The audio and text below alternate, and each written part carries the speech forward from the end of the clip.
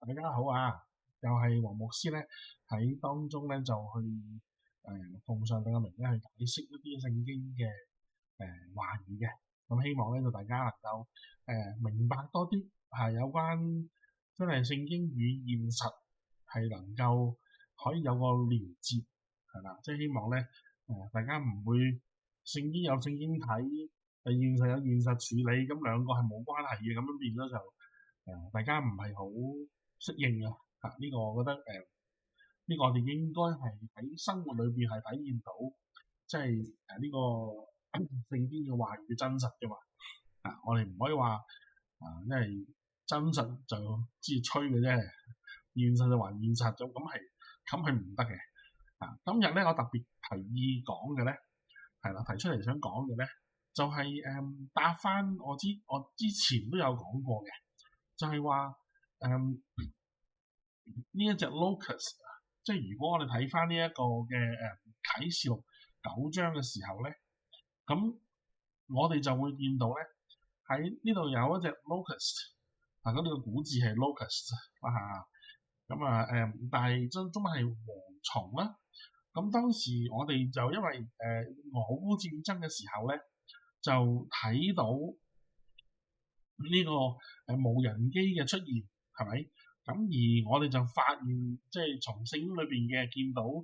上帝喺末世裏邊最後嗰幾年嘅時候嗰個大災難啊，或者嗰個叫做彼此打仗啊咁瘋狂嘅炸嘅時候咧，會涉及到用埋呢一個無人機。我哋發現就係聖經所講嘅蝗蟲啦。呢個亦都係約翰一位1世紀嘅牧者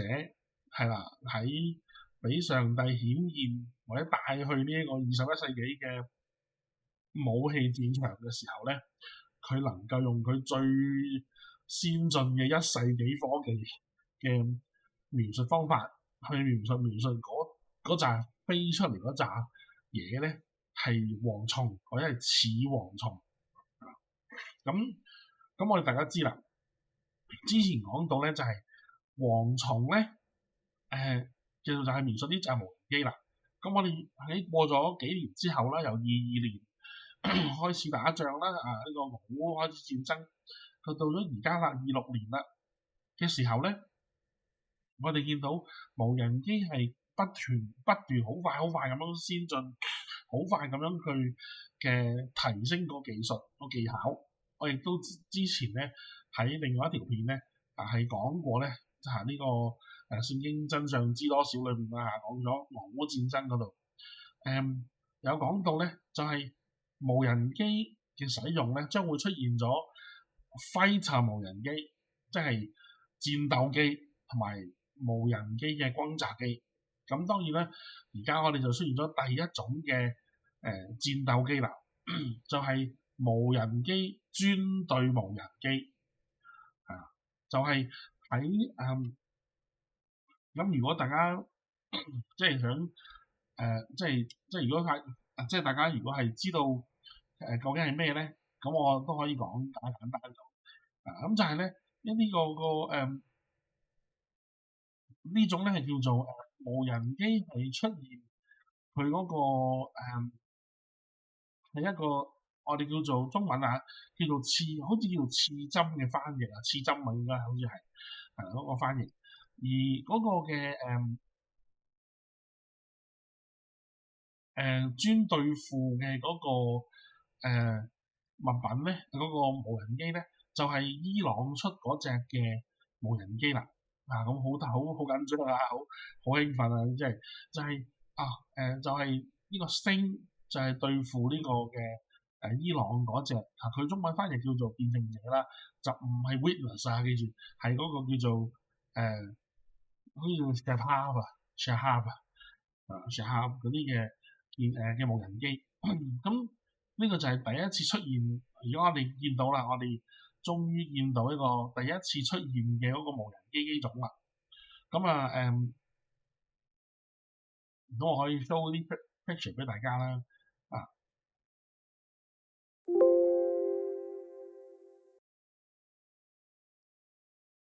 係啦，咁大家見到咧就係而家 show 俾大家睇嘅呢一種係 Shahab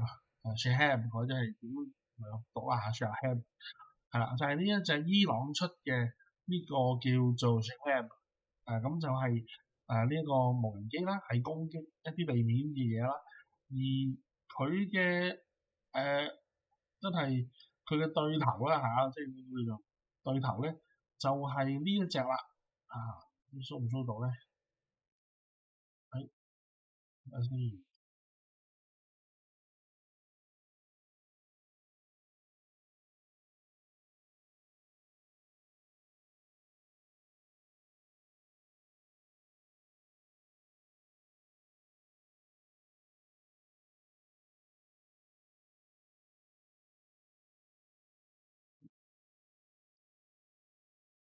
係啦，就係呢一隻。呢一隻咧就我等我放大佢嚇。咁呢一隻咧就係好得意啊，我呢隻手嚟嘅啫。咁你見到咧，佢係拎住其中一隻翼，咁佢就可以，咁佢有4隻嘅螺旋槳向下，好似搞到個火箭咁嘅個樣係，就專係對付懟爆呢一個上邊嘅呢個 Shahab 嘅，係啦，咁呢個就叫做星啦，係烏克蘭咧用血肉咧嚟測試咧，終於成功嘅，係專懟爆呢個伊朗嗰隻無人機嘅。咁因為咧俄羅斯係用緊伊朗嗰隻無人機嚟攻擊烏克蘭啦咁死咗好多人啦，我哋都知道。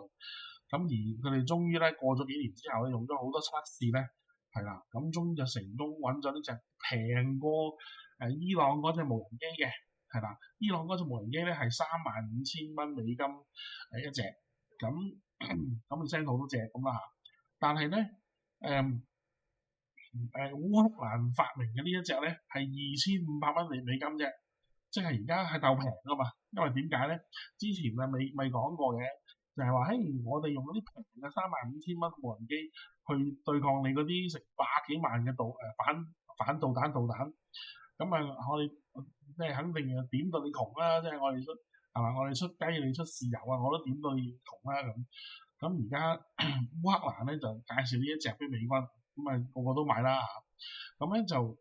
咁所以調翻轉啦，又再平啲，咁調翻轉點到伊朗窮啦，咁所以變咗咧。係啦，嗰個戰場咧就繼續係順住呢個美國嘅呢個嘅攻擊去走落去啦。咁所以讓大家知道咧比較簡短一個信息就係啦，呢個啟示錄第9章係啦，裏邊嗰個嘅所講嘅嗰個蝗蟲咧，其實就係今日嘅無人機啦，咁有個已經出現 fighter 無人機，不過咧 fighter 無人機啦，即係對無人機嘅呢一種嘅叫做星嘅出現啦。咁我哋好相信咧，好快咧佢就會美國咧就會再發明一啲更加先進啲嘅比呢一隻星更加先進、更加可靠嘅無人機啦。咁而家暫時用住烏克蘭呢隻先都夠贏伊朗嘅無人機㗎啦。咁所以我哋呢一段咧就講到呢度，好，多謝。咁另外咧就希望大家可以係啦，即係幫下手下，就幫下 like 聽下我啲對查經啦，或者對於啟示錄嘅睇法啦。呢個唔係淨係我嘅，係有老師喺背後嘅，有 Jack Van Impe 啦嘅教導啦，已故嘅老師，亦都有另外一位咧就係 Hal Lindsey 啦，都係一位已故嘅神學嘅預言嘅人士啦。咁佢哋兩個嘅老師咧對我咧嘅聖經理解咧係非常之深厚嘅，影響亦都非常之大。咁希望大家就可以去盡量聽下啦。另外就有即係聖經真相唔知多少㗎啦，咁都可以不妨聽下，去讓大家清晰少少有關，即係大家對聖經嘅解釋咧，希望能夠從而咧去清楚或者清理翻一啲我哋會產生對上帝嘅誤解啦。咁亦都有啲音樂咁你大家都可以去 subscribe 或者係 like 咁樣嗰啲中文嘅音樂又好，英文嘅即係聖詩音樂又好，中文、英文又好，都去多啲聽下啦，會令到人咧係會 calm 少少嘅，係啦。咁但係如果你話英文我聽得明喎，咁咧就梗係要聽呢一個Jack Palance 佢自己親自解釋啦，對於呢個嘅啟示錄嚇，咁你可以自己聽下，咁呢個會對大家會有益啲嘅。OK，咁呢一條去呢度啦，咁祝福大家。